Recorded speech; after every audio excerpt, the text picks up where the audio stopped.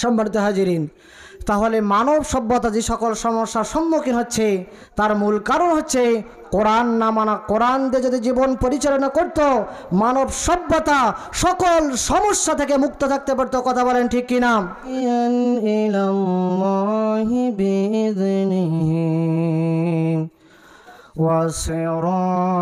وسراجا وقمرا منيرا فقد قال الله تعالى في كلامه المجيد وفي فرقانه الحميد। সকলি জবান খুলে বলি আউযু বিল্লাহি মিনাশ শাইতানির রাজিম। বিসমিল্লাহির রহমানির রহিম। ওয়ালাউ আন্না আহলাল কুরা আমানু ওয়াত্তাকাউ لفتحنا عليهم بركات من السماء والأرض। সম্মানিত হাজিরিন, মানব সভ্যতা শুরু থেকে এ পর্যন্ত মানব সভ্যতা যে সকল সমস্যার সম্মুখীন হচ্ছে, আগামীতে হবে, এর মূল কারণ হচ্ছে একটি, আর সে কারণটি হচ্ছে আল্লাহ রব্বুল আলামিনকে রব হিসেবে, মালিক হিসেবে গ্রহণ না করা। আল্লাহ রব্বুল আলামিনকে যদি আমরা মালিক হিসেবে গ্রহণ করতে পারতাম, তার নির্দেশিত পন্থায় জীবন পরিচালিত করতে পারতাম, তাহলে তামাম পৃথিবীর মানুষ সকল সমস্যা থেকে মুক্ত থাকতে পারত। কথা বলেন ঠিক কিনা?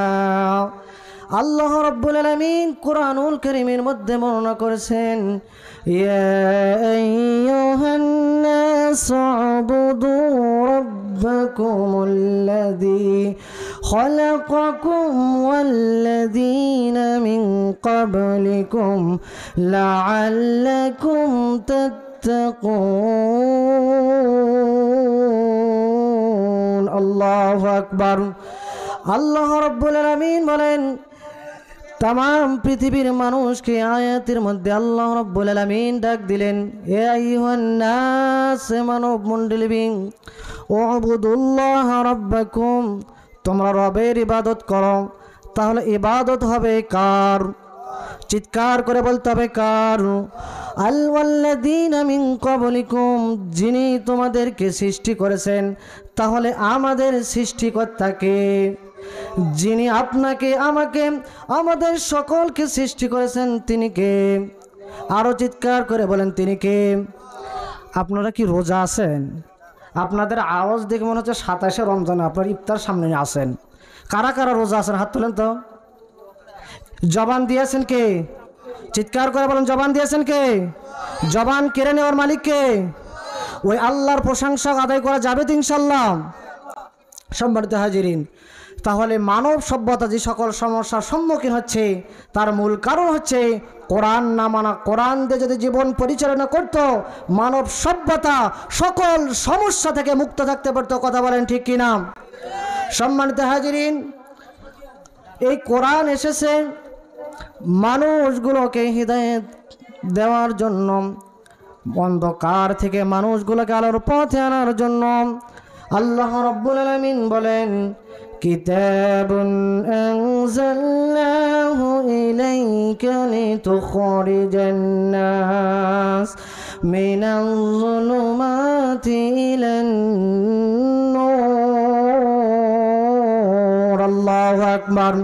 আল্লাহ রাব্বুল আলামিন বলেন কিতাবুন আনজালনাহু ইলাইকা, হে নবী আমি আপনার প্রতি যে কিতাব নাজিল করেছি লিতুখরিজান নাস মিনাজ যুলুমাতি ইলান নূর, যাতে করে আপনি মানুষগুলোকে অন্ধকার থেকে আলোর পথে নিয়ে আসতে পারেন। আমার প্রিয় ভাইরা, আমার প্রিয় বাবাজিরা, তাহলে কোরআন এসেছে আপনাকে আমাকে হিদায়াত দেওয়ার জন্য, তাহলে কোরআন এসেছে আলোর পথে আনার জন্য। তাহলে কোরআন থেকে কেউ যদি হিদায়াত না পায়, এটা কি কোরআনের দোষ না আপনার কপালের দোষ? তাহলে কপালে আল্লাহ রাব্বুল আলামিন বলেন وهذا كتاب أنزلناه إليك مبارك فاتبعوه واتقوا لعلكم ترحمون الله أكبر।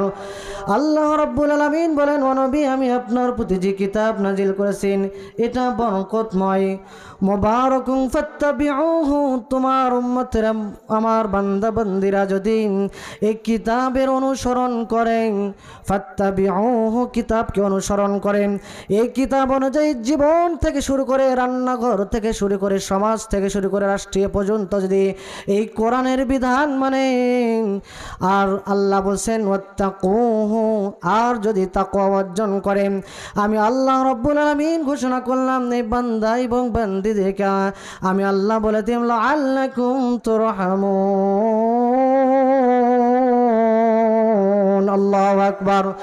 আল্লাহ রাব্বুল আলামিন বলেন তারা রহমত প্রাপ্ত হবে। তাহলে আমরা রহমত চাই কি চাই না? কথা বলেন চাই কি চাই না? কারা কারা চাই আমরা দু হাত তুলে আল্লাহকে দেখাই। লিল্লাহি তাকবীর, লিল্লাহি তাকবীর। একটা আওয়াজ দিয়ে বলেন লিল্লাহি তাকবীর, লিল্লাহি তাকবীর। আমার যুবক ভাইরা সাউন্ড দাও, লিল্লাহি তাকবীর।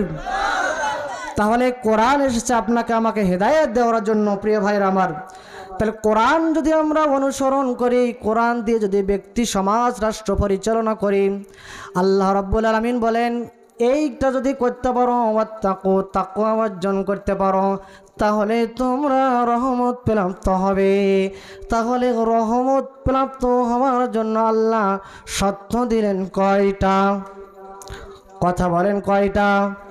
আরো চিৎকার করে বলেন কয়টা? তাহলে ফাত্তাবিউহু, তোমরা কোরআনের অনুসরণ করো। তাহলে অনুসরণ করতে হবে কার? জোরে বলেন কার? কোরআনের, কোরআন হাদিসের বাইরে যে যত বড় ওলি হোক, পীর হোক, ক্ষীর হোক, বেজি হোক, যাই হয় না কেন, বক্তা হোক, তক্তা হোক, কোরআনের বাহিরে যে বলবি তার কথা মানা যাবে না। তাকওয়া অর্জন করতে হবে। আল্লাহ বলছেন তাকওয়া যদি অর্জন করতে পারো তাহলে রহমত প্রাপ্ত তোমরা হবে।